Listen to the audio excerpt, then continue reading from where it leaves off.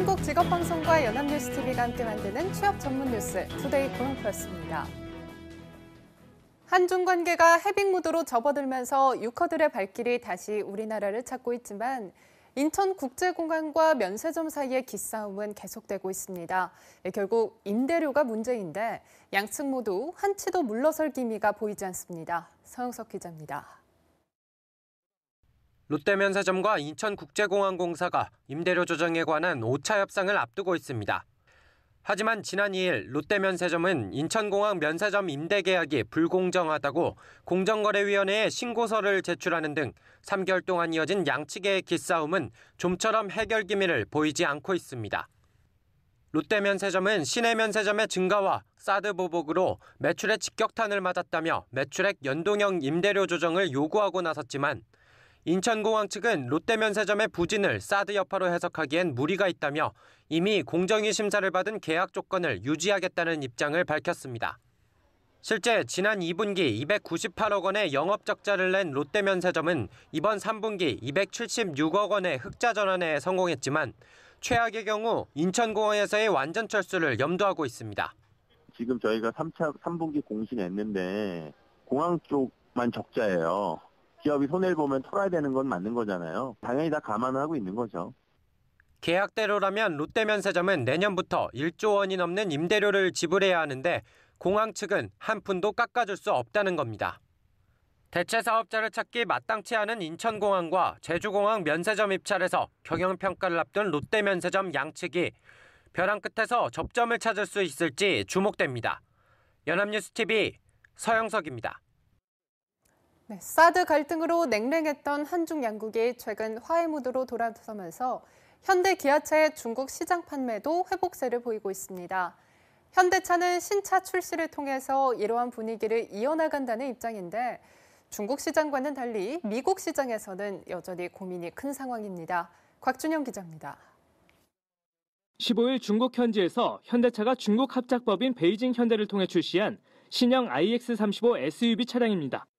iX35는 지난 2010년 중국 출시 이후 77만 대 이상 팔린 베스트셀링 차량으로 30대 초중반 기혼 남성이 공략 대상입니다. 중국 소비자들이 선호하는 사양을 대거 탑재한 이번 모델이 현지 판매 증대뿐만 아니라 베이징 현대 브랜드에 새로운 활력을 불어넣어줄 것으로. 지난달 현대차의 중국 판매량은 8만여 대로 작년 같은 기간에 비해 11.1% 줄었지만 반토막이 났던 올 상반기에 비하면 회복세를 보이고 있습니다. 기아차 역시 지난달 중국 판매량은 9월에 비해 6.3% 늘었습니다. 하지만 마냥 웃을 수 없는 이유는 미국 시장 때문입니다. 현대기아차의 지난달 미국 판매량은 9만 7천여 대로 작년보다 13% 줄었습니다. 10월 미국 전체 자동차 판매량이 1% 줄었는데 현대기아차는 시장 평균보다 큰 감소폭을 기록한 겁니다. 문제는 외교 문제가 가장 큰 걸림돌이었던 중국과 달리 미국에선 경쟁력 자체가 흔들리고 있다는 것에 있습니다. 특히 현대차는 지난달 미국에서 차량 구입 후 사흘 안에 전액 환불해주는 파격적인 판촉 프로그램까지 꺼내들었지만 판매 감소를 막지 못했습니다.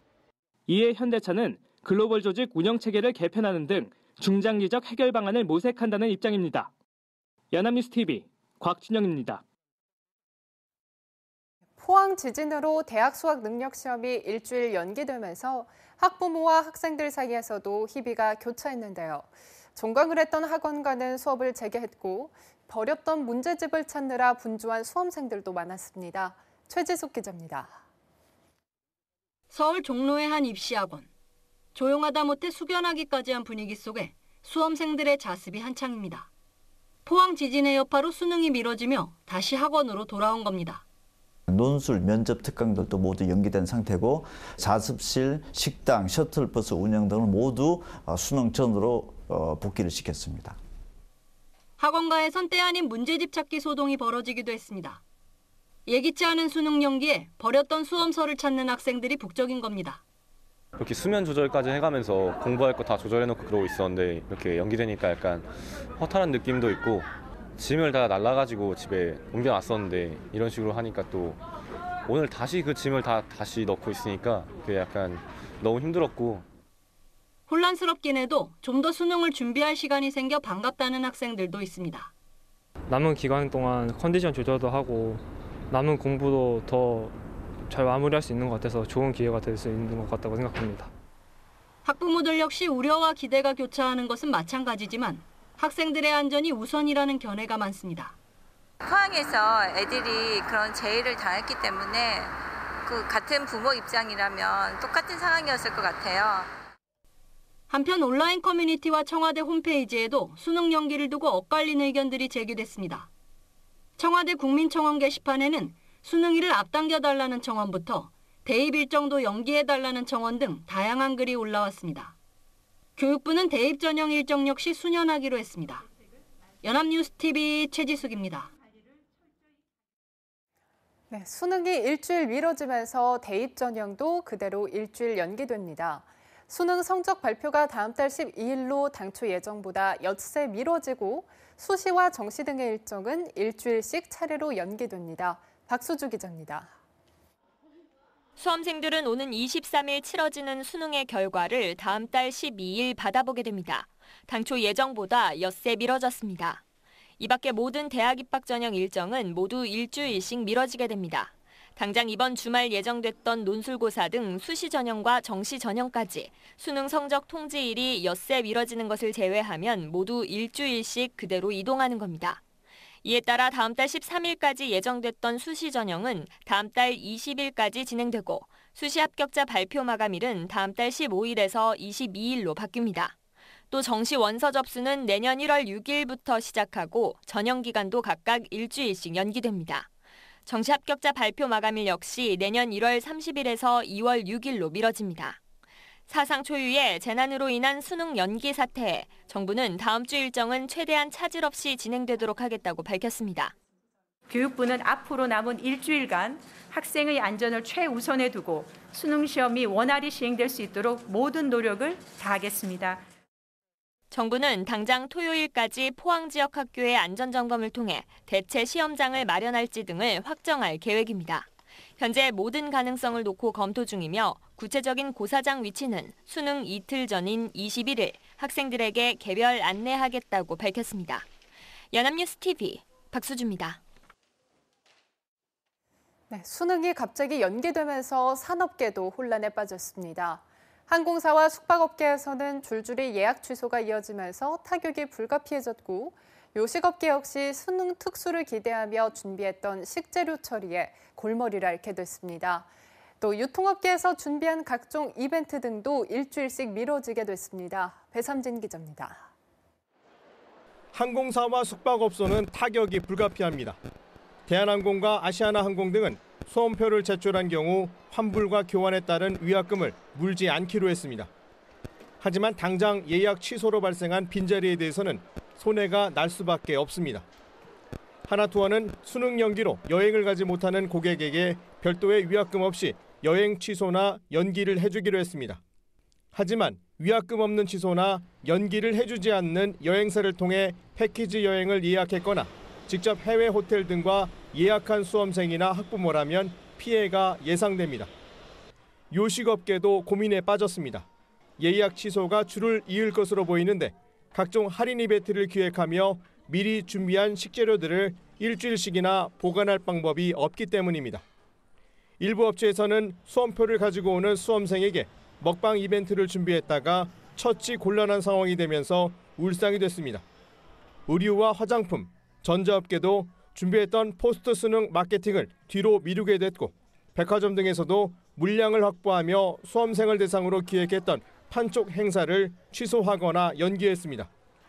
관공서와 기업체는 오전 10시에 출근하기로 했다가 밤새 오전 9시로 추정하는 긴급 문자를 발송했고 철도와 버스, 지하철 등도 증편 계획을 세웠다가 모두 취소했습니다.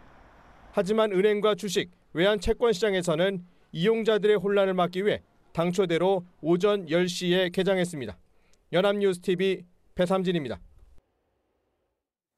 네, 항공업계가 포항 지역 지진으로 대학 수학 능력 시험이 미뤄지자 국내선과 국제선 전 항공편에 대해 일주일 동안 항공권 변경이나 환불 수수료를 면제하기로 했습니다. 대한항공과 아시아나항공, 제주항공 등 국내 항공사들은 출발일 기준으로 16일부터 23일까지 운항하는 전 항공편을 대상으로 환불 위약금이나 재발행 수수료 등을 부과하지 않는다고 밝혔습니다. 면제 대상은 수험생 본인과 동반 가족까지로 제한되며 2018학년도 대학 수학 능력시험 수험표 사본과 가족 증빙 서류를 제출해야 합니다. 염재호 고려대 총장이 연세대학교 학생들에게 도전하고 혁신하는 미래사회 리더가 되라고 조언했습니다. 염 총장은 지난 16일 서울 서대문구 연세대학교 백양관 대강당에서 연대생 500명을 대상으로 특강을 열고 영원한 맞수이자 친구인 연대에서 특강을 하게 돼 영광이라면서 이같이 말했습니다. 염 총장은 엄마 말 절대 듣지 말라, 자격증이나 대기업에 목매는 사람은 30년 뒤에 비전이 없다는 등의 조언을 하며 질문하고 개척하는 사람이 될 것을 당부했습니다. 포항 지역 지진으로 피해를 본 중소기업과 소상공인에 정부가 정책 자금과 보증 지원에 나섭니다.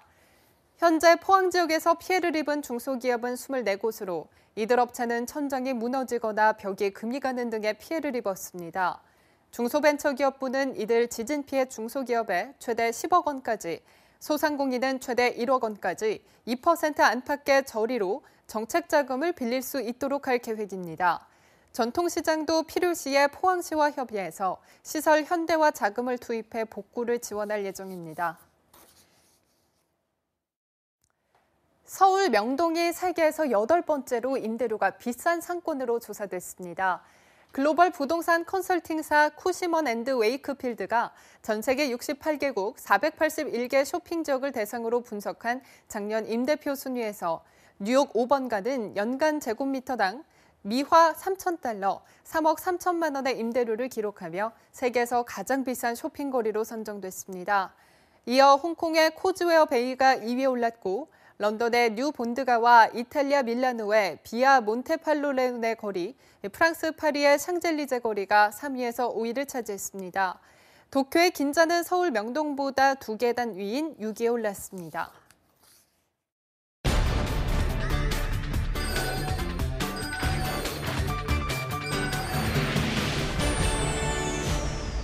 네, 숨겨져 있는 알짜 직업을 소개하는 히든잡, 오늘도 투데이 고용플러스의 공식 취업 도우미 구은하 캐스터와 함께합니다. 안녕하세요. 안녕하세요. 히든잡 시간입니다.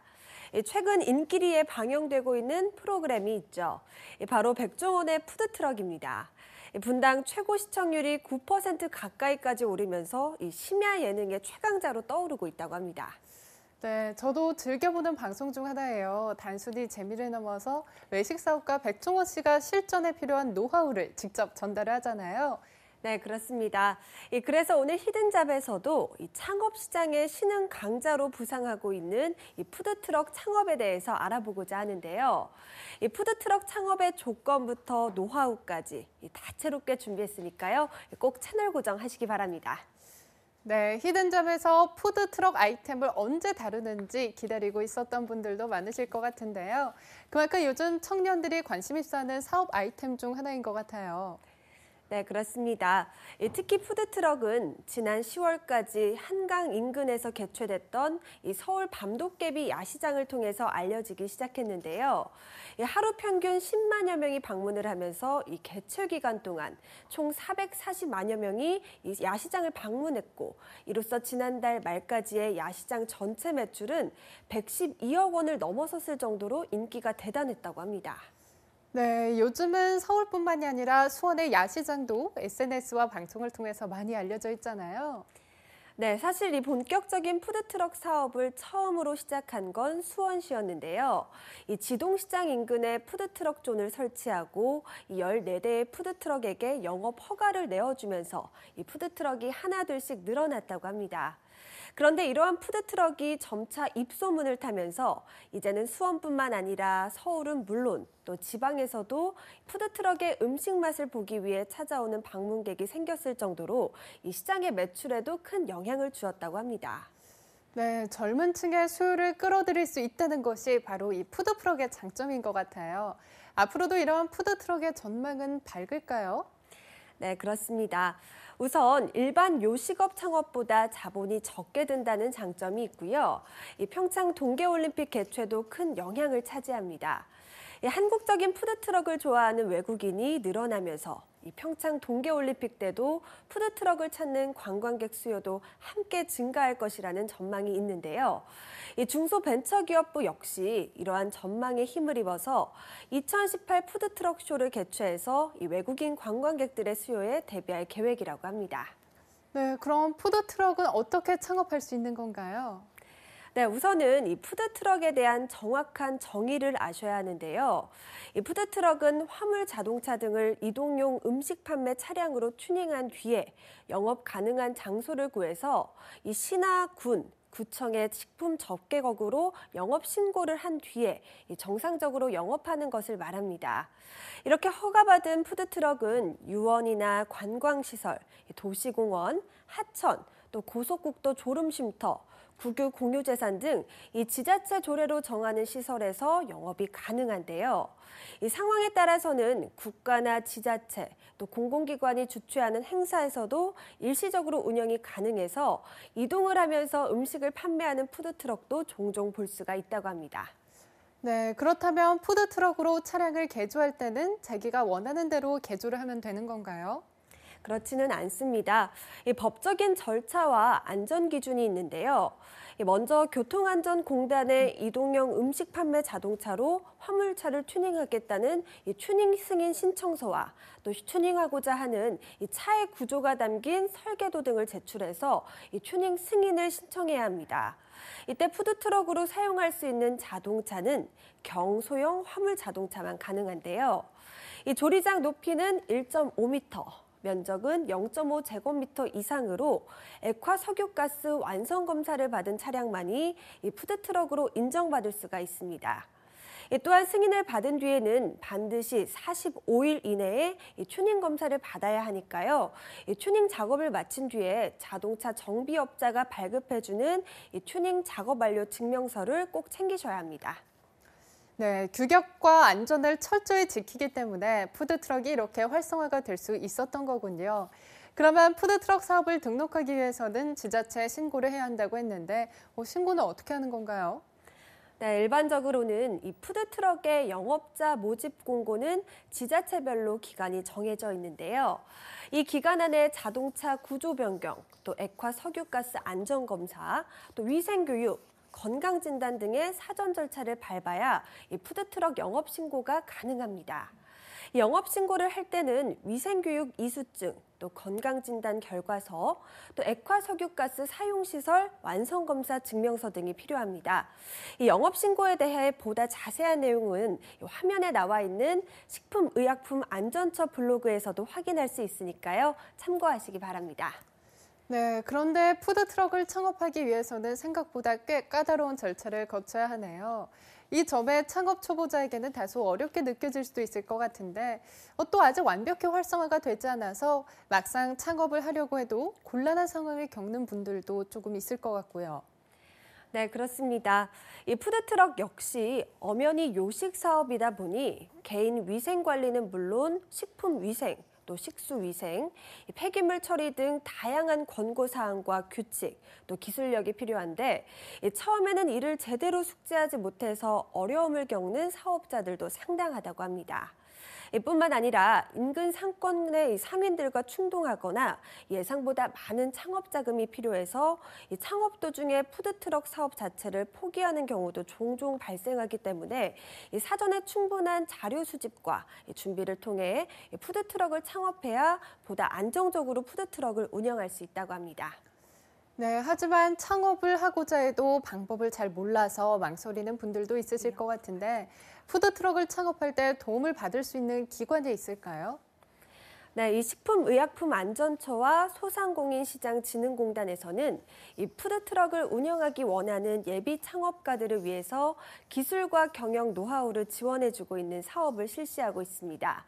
우선 소상공인 협동조합 활성화 사업에서 이 창업에 대한 다양한 정보와 상담을 받을 수 있다고 합니다. 뿐만 아니라 창업을 하고 싶어도 자본이 부족한 경우도 있는데요. 이 경우에는 소상공인 창업자금 사업에 문의를 하시면 창업 초기에 소상공인이 시장에 안정적으로 안착할 수 있는 지원 제도도 운영하고 있다고 하니까요. 관심 있으신 분들은 꼭 한번 문의해 보시기 바랍니다. 네, 나만의 가게를 열고 싶지만 자본과 노하우가 부족해서 망설이고 있는 분들이 있다면 이 푸드트럭이라는 새로운 블루오션에 도전해 보시는 건 어떨까요? 지금까지 히든잡 고보나 캐스터와 함께했습니다. 고맙습니다. 고맙습니다. 투데이 고흥 플러스 오늘 준비한 소식은 여기까지입니다. 함께해 주신 여러분 고맙습니다.